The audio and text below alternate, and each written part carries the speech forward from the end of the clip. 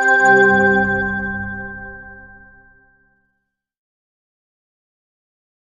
morning or good afternoon, everyone. And thank you so much, Phil, for the lovely introduction. Welcome, everyone. My name is Dr. Pauldy Otermans, and today here with my colleague, Aditya, we will be discussing the fascinating world of using AI models to create AI teachers, as well as teaching and learning agents. Now, we all know that using the infamous large language models, like ChatGPT, Gemini, I'm sure you all have used them by now, can come with their problems. For instance, losing your personal data that gets stored there, or the lack of customization without, good technical knowledge or background. And even when you sort of can customize these on their APIs, it doesn't come really cheap. So similarly, building these large language models is also quite expensive and also requires a lot of technical knowledge. So what we'll be discussing today is small language models. And how can these be, perfect for domain-specific teaching and learning, and also how can you use them? Thanks for that, Pauldy. So very good to meet everybody. In today's talk, we will be telling you about what small language models are. They're an upcoming field. We also call them SLMs. What tools you can actually use straight after this talk to start playing with them, because these are more accessible tools. And also we'll show you some use cases, especially in the teaching and learning space. And we will show you an AI teacher that we have built so that you can directly see its implications. Also, don't forget, at the end of the talk, and as requested by the organizers, we will be dropping a link to a form. So if you're interested to also play with the AI teacher that we show you today, just drop your details there and we'll send across links where you can play with these AI teachers and tools. So with that, Pauldy, all yours. Brilliant. Thank you so much, Dave. Well, let's start actually by what are these SLMs or small language models? It may be familiar to some of you, it may be not. So we decided to give a brief introduction of what these actually are before we dive into the applications of them. So these are really a type of AI that focuses on understanding and responding to language in a specific domain or task. And that word specific domain or task is really important here. So when you compare them to these LLMs that have been used elsewhere, they're more generic. That's why they're often called general language models. So here we're putting the parameters really, in a more specific boundary, really, so that we're really focusing on a specific niche. You can also use the word niche. I think that's a term people also tend to use when they're talking about small language models. Yeah. Second, oh, sorry, Eve, go ahead. No, you continue. Secondly, they also have obviously some characteristics, like every tool or every model has. So these ones, as we already mentioned, their focus is really to be domain specific. For example, we will be talking about teaching and learning, or the education field more general. You can also think about, the medical field, where the data is quite different from if you're in, like, say, a law environment. So we really can see that if you're looking at the industry, there is much more need for these more specific and more knowledge-based language models on particular topics. It's also quite efficient because they require smaller data and compute, because of course they are more niche. So they don't have to think about all the other domains that are there and all the other topics that are there, because they are quite focused. They are also much more simpler in terms of the architecture and the models behind them, and they can be more personalized. And that is really key for our use case when we're thinking about teaching and learning, because every user, every student, every learner is a unique human individual, right? All of the people are here today. You have your unique strengths, your weaknesses, and also the way you learn. Like, I'm quite a visual learner. I need pictures to be able to understand something. If you just talk to me without pictures, I lose track. Whilst maybe Dave is quite a different learner. He likes maybe videos and audios more. So when you're talking about small language model, this individual or specific needs that we have, particularly in the field of teaching and learning, is really, really important. Dave, handing to you to talk about the next part of common uses. Yeah, so just before I go into common uses, I think another very important aspect to appreciate, and this is what Pauldy and myself in our research and in our day-to-day work we focus on, is really trying to understand what teaching and learning is. So when we talk about large language models, as Pauldy said, they are general purpose models. They're supposed to be doing almost everything that human cognition can do. And the race there obviously is, towards what they call AGI, or general intelligence. But what we see in a variety of use cases, and let's stick to teaching and learning here, is that the value of breaking down components of each task is very important. So teaching and learning in itself is, fairly general, right? You have so many use cases, so many factors to it. If I have to break that down, so let's say in teaching and learning, we need to give multiple choice questions to our students, right? That's being very specific. So let's say multiple choice questions in the area of health sciences. That's being even more specific. So when you want to create a plethora of high quality multiple choice questions, you can take very small data sets and train these small language models to do that very efficiently. And they will, in certain aspects, beat large language models, which are very well known to be hallucinating, because they are dealing with so much of knowledge, so much of data. In this case, they are just good at creating multiple choice questions, in this case, in the area of health sciences, not in writing poetry. Similarly, if you want to give feedback to students on essays in a certain area, you can give just a couple of 100 essays as the data sample set to these AIs. And then these AIs become experts in that field. And we believe agents, multiple agents, are going to be the future in teaching and learning, not to replace teachers, certainly not until 2030, but to really augment and also greatly increasing the efficiency of what teachers can do and how learners can interact and take in knowledge. So coming into the field of some of the common uses of small language models in teaching and learning, I've obviously talked to you about, for instance, creating questions or giving feedback to students. But you can use a couple of these models to really create an adaptive learning environment.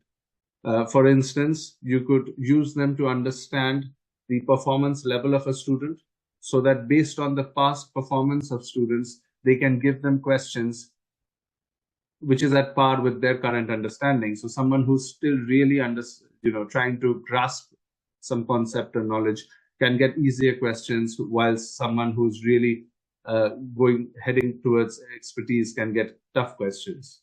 Similarly, the type of questions, right down to what time of the day to give these questions or give these exercises, can all be done through small language models, each model an expert in doing one thing.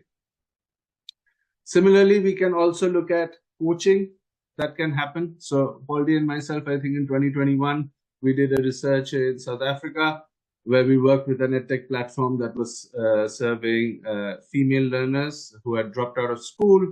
So about 75% of them, because we had guised this AI, a small language model, again, a tiny one at that time, to be a coach, was guiding them on what to learn next. So it was helping them progress in that platform and helping them decide which sort of subjects to learn next. And 75% of them said that they were absolutely following this AI. They now knew what to learn next, and they were coming back to the platform because of that. So it can be used for a coaching style application as well. We also have this virtual tutors. It's coming. It's there in fragments. This is exactly where we work. So I won't speak too much about it. We're going to show you a glimpse of our teacher later on. So for now, I'll just hand back to Pauldy. Great. Thank you so much, Dave. So why should we use these small language models in teaching and learning? I think I'm not still used to saying SLMs. It doesn't flow as easy as LLM. So I think we all have to get used to that. So there are some advantages, right? So you require less resources to use it. You need less data, you need less training compute power as well to train your data. It takes less time. So it's much more efficient in general. They're also easier to use. So there is a lot of advantages to look at this. And often we do work in more niche environments as well. We are often not very generic when it comes to our jobs and the fields that we work in. We often are very interested in very tailored solutions or applications for the problems that we're seeing or the areas that we may want to apply this to. It's also quite customizable. So you have much more control over how you've set up to model your architecture. So the way you're structuring your model behind the scenes, as it were, as well as the data you're using to put in the system, as well as the data that comes out of it. Because you have such a smaller parameter set, so to speak, you have less variables as such that take part in your modeling. You can also much more focus on a single use case. And that's where we really see, or at least from my point of view, really see the power of these SLMs. They're much more accurate. So the risk of hallucinations also reduces, or the chance of them taking place is less likely. As we mentioned, it can also be for you as an individual. We're not talking about necessarily companies here, but also you as an individual can easily set some of these up yourself as well if you have particular issues that you want to look at. So you need just a small data set, and we have some data in-house often, and that data is often not a lot. Often none of us work with big data sets, which you needed to train the large language models, but you must have some data in-house yourself as well. And you can use that small data set that you have yourself as well to train and to create your own small SLM, particularly if you have it from a specific use case that you're interested in. And that doesn't take a lot of time either. You can create these SLMs in a matter of hours, maybe a day, the first time you're doing it, because obviously everything is new and it takes some time to get used to it. But after that, once you get the hang of it, it doesn't take that much time. So there are, of course, some tools available that you can use, or platforms that are available that you can use to build. So I'm going to hand over to Dave to talk a little bit about these, and then we'll also show you the demo of what we have built using these type of language models.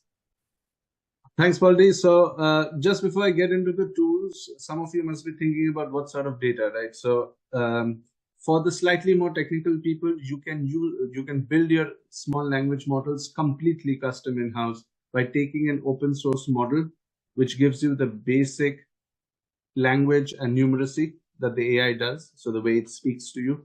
And on top of that, you can put your own data sets.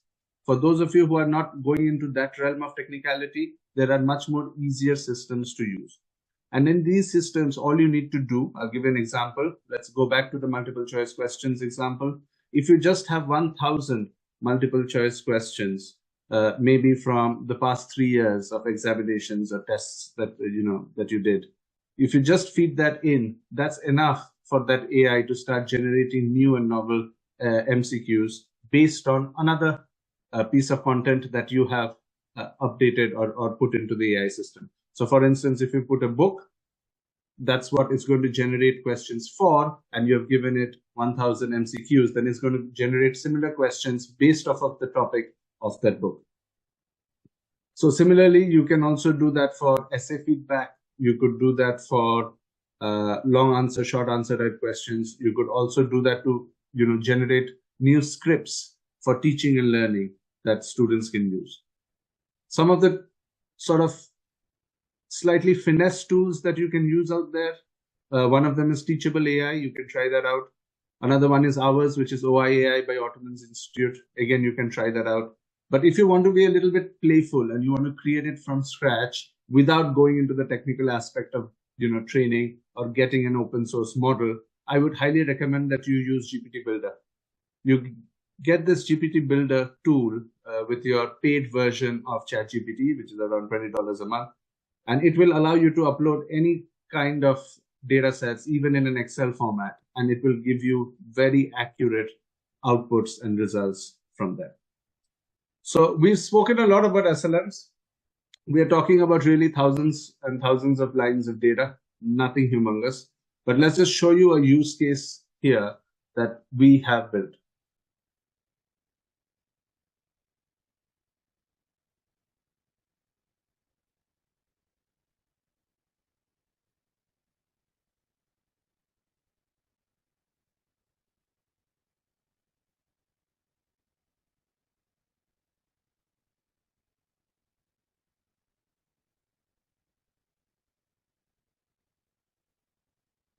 Just let everyone know Dave is just setting up the tool so you can see. So just setting up the right screens. Yeah, we can see Dave. Thanks a lot, Pauldy. So with multiple smaller language models, we can create an entire teacher interface. Now, what happens when we do that? You could almost allow a student to call a teacher or an academic, let's say on a Zoom-like interface at any time whilst they're learning. So it's like being able to get on Zoom with your academic who teaches you, who tests you, and who answers all of your questions. So I'm going to stop there for now. I'm going to show you that part, and then I'm going to move on to other parts, each one being a smaller language model component. So let's say we want to do this lesson.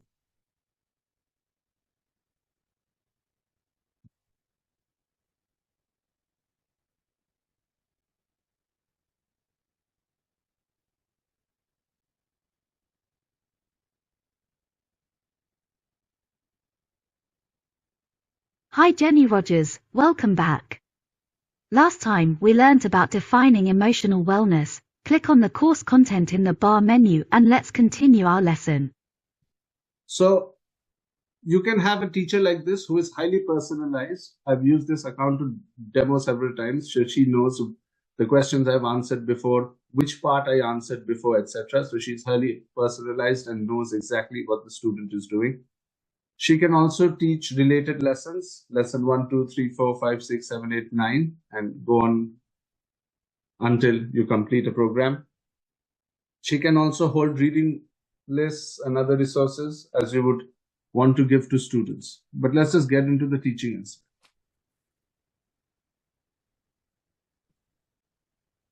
Today, let's explore emotional wellness. This is a beautiful blend of our feelings, the way we act, and how we connect with others. It's super important for young children, especially during their preschool years, because this is where the foundation for their mental, social, and cognitive development is built. Firstly, at the core of emotional wellness is self-awareness. So she will continue to teach, and every single aspect of what she's saying here is generated by the AI, but based off of content that an expert has given. I will come to that part later. But in case you didn't notice, I raised my hand up just like you do in Teams. So now she's stopped, like a teacher would do. I have a question. Now she's expecting questions. So let's give her a question.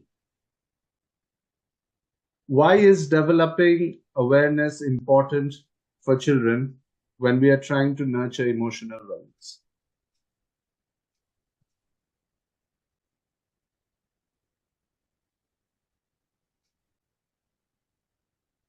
Developing self-awareness is crucial for children when it comes to nurturing emotional wellness. It allows them to understand and recognize their own emotions, which is the first step in managing and regulating them. This also helps them to develop empathy and understand the emotions of others, which is important for building positive relationships and social skills. Does that answer your question? Remember, our current focus is on nurturing emotional wellness in preschoolers, Part 1. So let's ask another question. You talked about empathy. Why is developing empathy important to develop emotional wellness?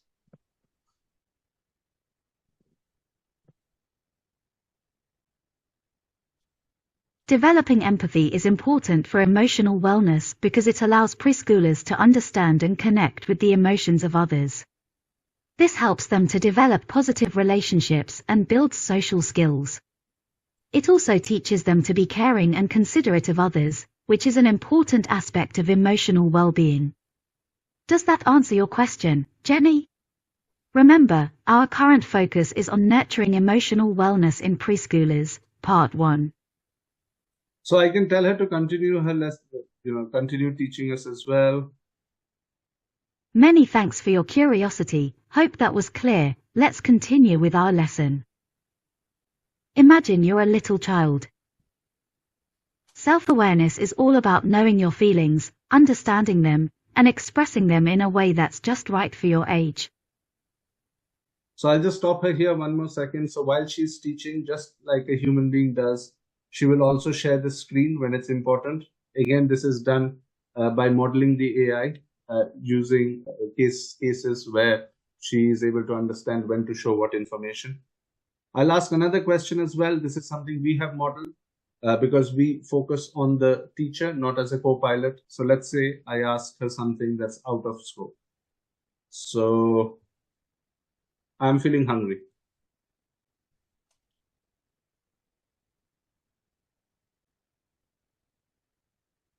I'm sorry, Jenny.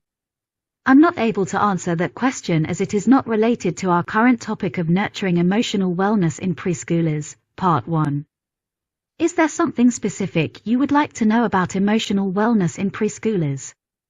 Remember, our current focus is on nurturing emotional wellness in preschoolers, Part 1. So on and so forth. And you can change all of these things and give it a different persona based on small data sets that you give to her. Now, I will also show you that the AI tests you after every subconcept. It tests you so that it understands that you have understood the main content of this section before moving on to the next one, or else it will reteach you. So for instance, it can ask you multiple choice questions. It can ask you long answer type questions. It can ask you short answer type questions, as you can see here. It can even generate hints for you. Now, every single thing here is done by the AI. Now you're talking about small sets of data. How does it understand what it's doing? Secondly, how does it not hallucinate? So when I ask a question, is it giving the answer from the document, from the book that it's supposed to give me from, or is it saying something out of the blue? So in small language models, you can really control that and make it say things from vetted sources rather than from, its vast era of knowledge, if you so wanted to. So all of this happens in the back end, but I have created a UI to show you what happens in real time. I'll just share another screen.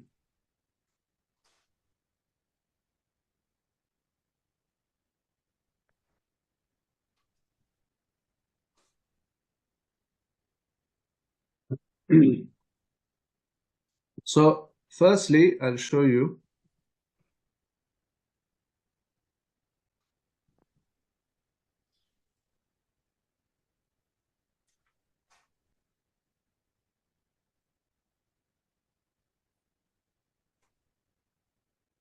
So as you can see here, this is a research paper. It's by Dr. Pauldy, who is here as well. I've just taken this as a sample today.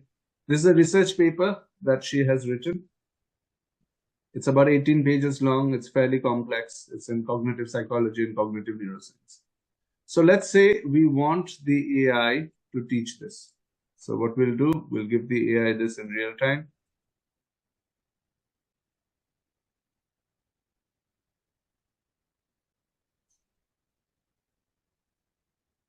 Done. It's read the entire paper. If you remember from the teacher part of it, this part, what it teaches, this is the spinal cord or the backbone of the lesson. So here you will see it has already broken down the paper into its subcomponents, and it will cover each one and test you whether you've understood that before going to the next one. If you remember how it was teaching today, we will be talking about emotional wellness.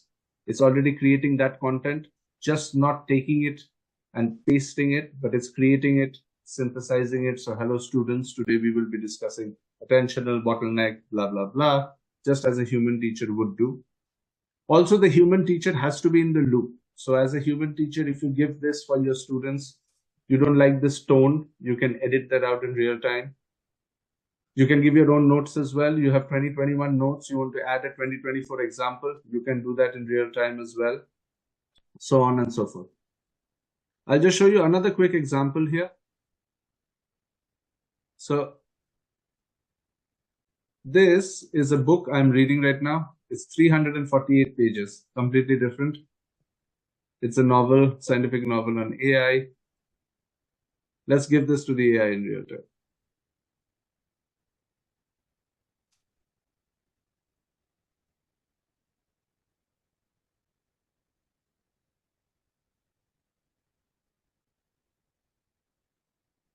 And it's read the entire book.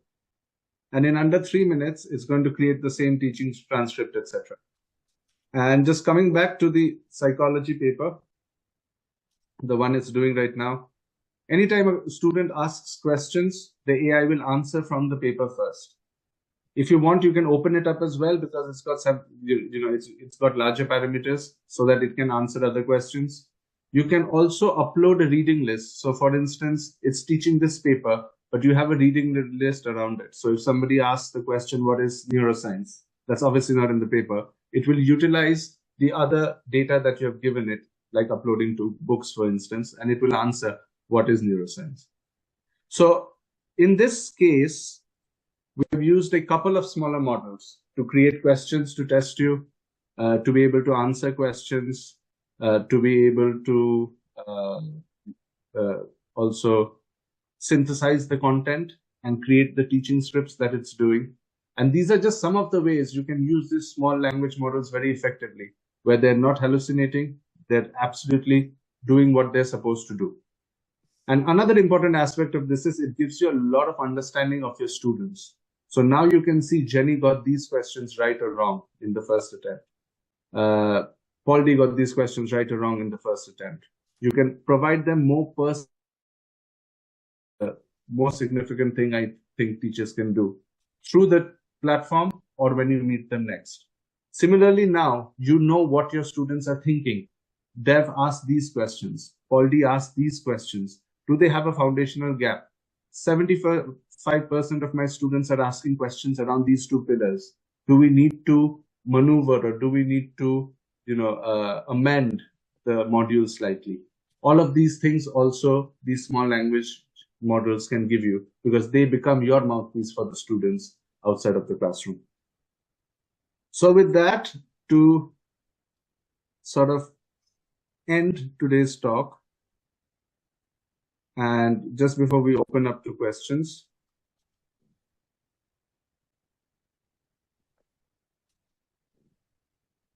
we believe that the two fundamental pillars of education and teaching and training is content and teaching, right? It's about content, what you're learning, and it's about how you're being taught. Both of these pillars can be significantly augmented with SLMs. Don't look at it as that general purpose model. We are not building that. People like OpenAI are trying to do that. For us, it's about where, as educators, we need the most support, where the heavy lifting can be done by these small language models. And for our students, which single purposes can these SLMs fill? And then we can build the SLMs that together really enhance the teaching and learning experience. So just handing back to Pauldy for the link, and then we are open to any questions. Thank you. Thank you very much, Dave. Yes, as Dave said at the beginning, if you are interested to try this out yourself, because I know now you're seeing it visually, but you're not able to play with this yourself, we will shortly put a link in the chat that you can fill in a short form, and I will get back to you with the details of how you could yourself interact with that. Or if you wanted to have a further chat with us about this, definitely feel free to reach out to us.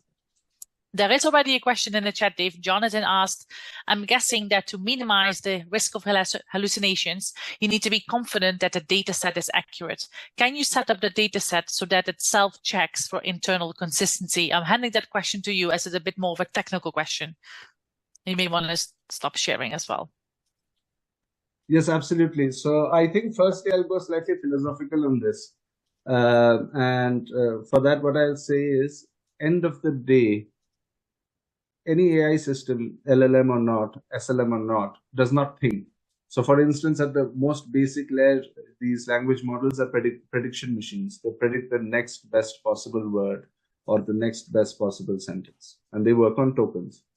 So on that, it is extremely important for humans to be in the loop. So the human has to choose the data. The human has to vet the data. And the human, that's where the value comes as well. When this AI teacher is teaching as well, it's teaching something that has been vetted already. Otherwise, for instance, when I was doing with GPT 3.5 an experiment, I said, give me 10 references for this. 6 out of the 10 references were just created up. So that vetting has to be done with humans.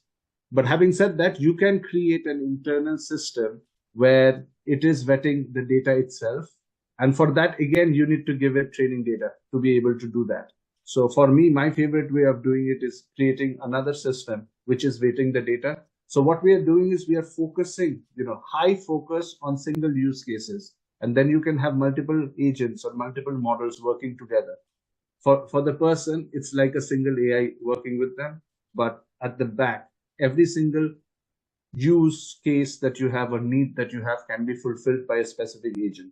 That is where you get the highest efficiency. Excellent. Another question has come in the chat from Nicholas. Nicholas is asking, how does the retention or the completion rate of courses such as this, what you just showed, compared to MOOCs or massive open online courses? Because they tend to have, I see you smiling, I know I can already see your mind thinking, they tend to have, as Nicholas rightfully says, very high sign-up rates, but often very fast dropout rates. So can you give some thoughts on that, please? Yeah.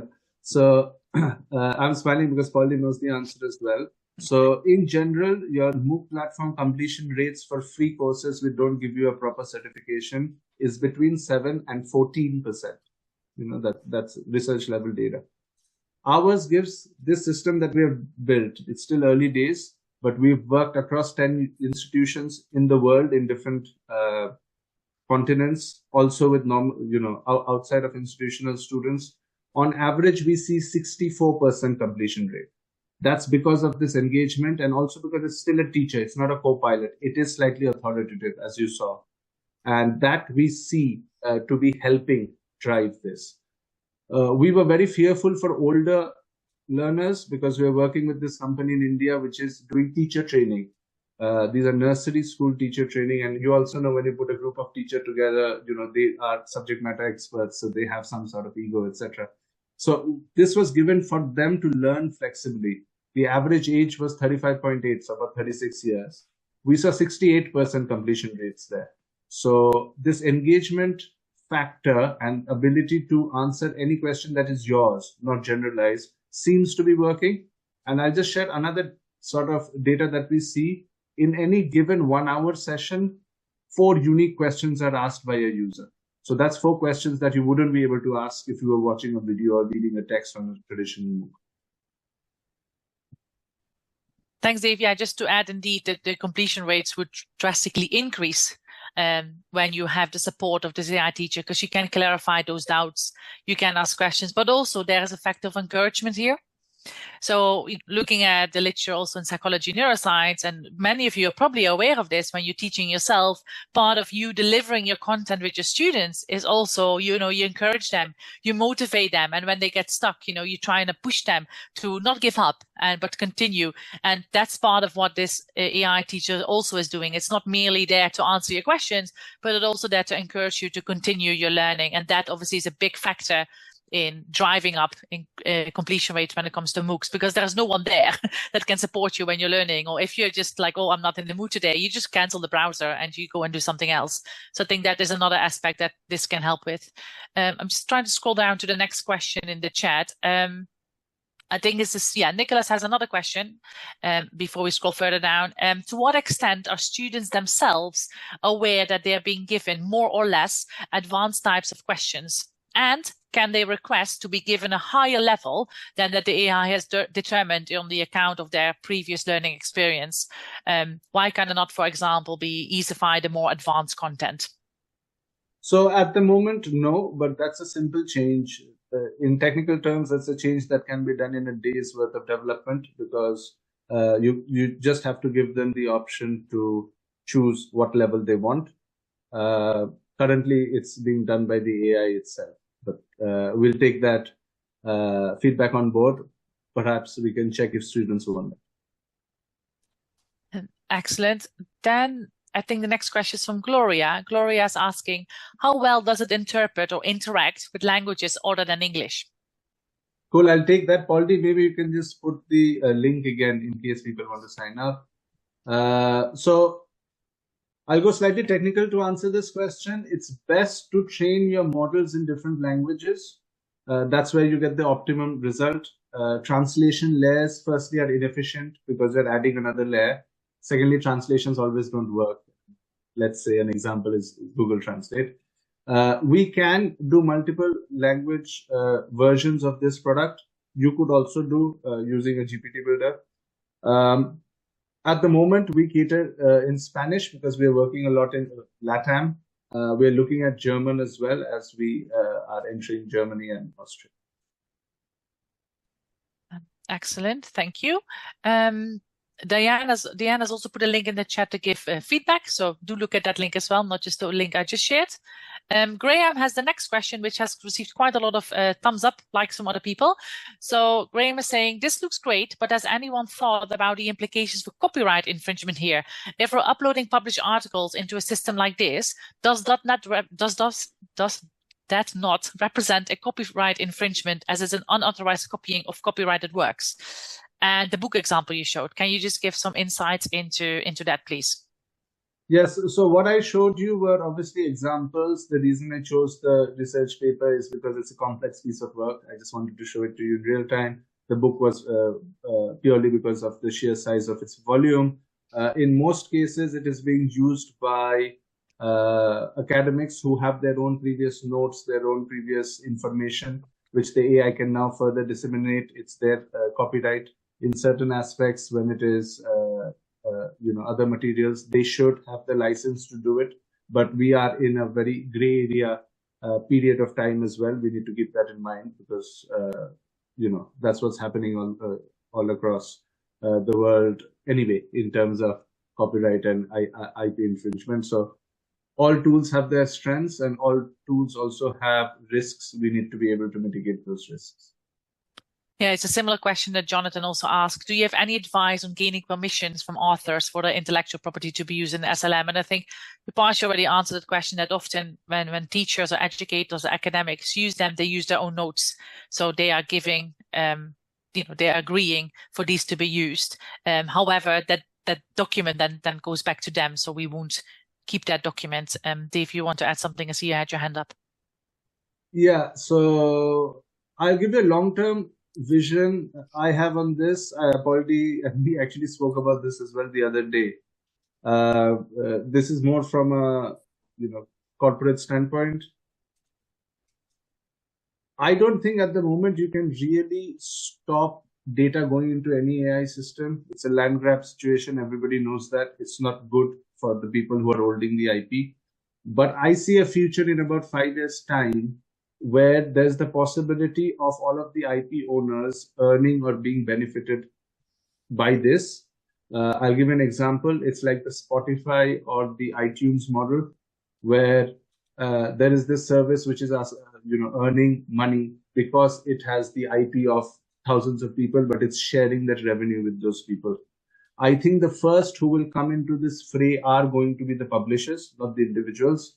And I know for a fact some publishers are looking into this, because otherwise there are leaks everywhere in their data. They might as well come and work together to create a system where now it's legal and vetted content for the user, and the person or the agency or the organization owning the content also gets their due share, which is the purpose of owning the IP.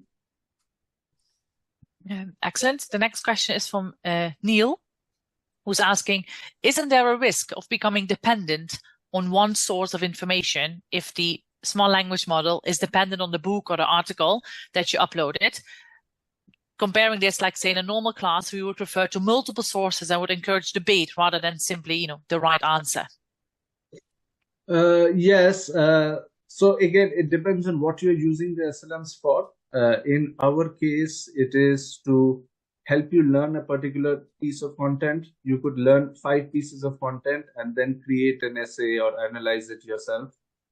After that, and when we are learning as well, we read one research paper at a time or one set of notes at a time. In this case, you can do that, each piece with the teacher at a time. That's what it helps in. Why SLMs versus LLMs? LLMs can be directly more general, but then again, you have the problem of hallucinations, etc., because they become too general. So that's basically the sort of area that we need to navigate.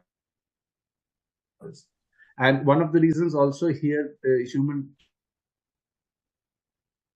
again, what you're learning is vetted by this human teacher.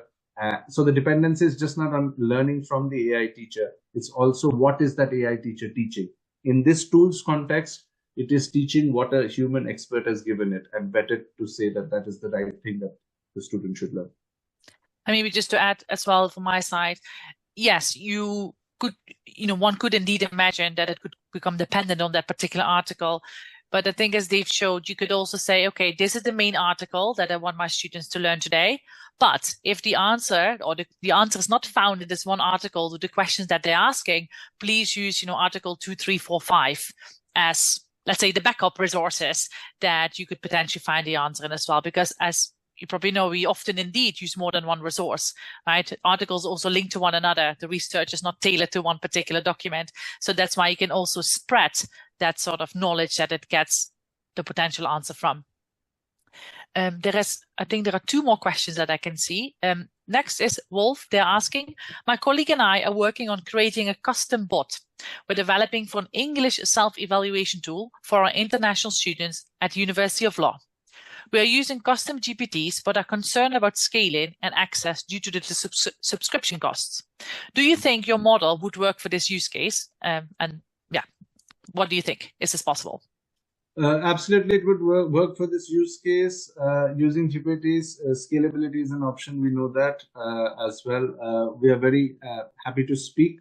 And just in general, out of that hat, I think, again, when you're developing this custom bot, if you can trim your requirements to as specific bits as possible, that will really help, better increase the efficiency and the efficacy of what the output of the bot is. So the more focused you can be on each element, and don't worry if you've got 7 or 9 elements, the better it's going to be.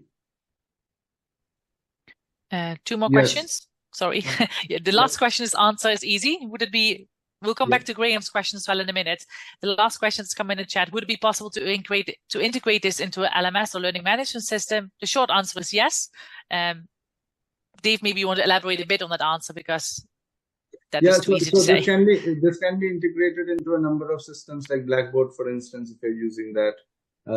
Quite a few more. If you just sign up on that sheet, we can be in touch after that, or our email ID, which is info@oiedu.co.uk, which I'll also drop.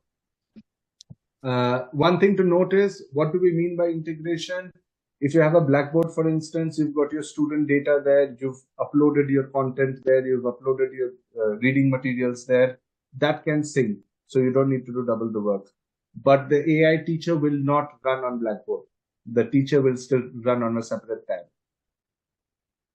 If you just go back to Graham's question that we skipped, where is the data stored in your system? We would need to know this if we think about, for example, using our students' assessed work to train an SLM on our students' essays in order to use it for generated feedback. Our data protection info security teams are rightly very interested in anything to do with assessed work. So the short answer is, we can obviously discuss this further with the technical team. The short answer is, we don't store any of your information. Any data that comes in is sent back to the servers of the institution. We also work with large corporates who have the same requirements. So it's never stored with us. It goes straight back into your institutional servers, wherever they are.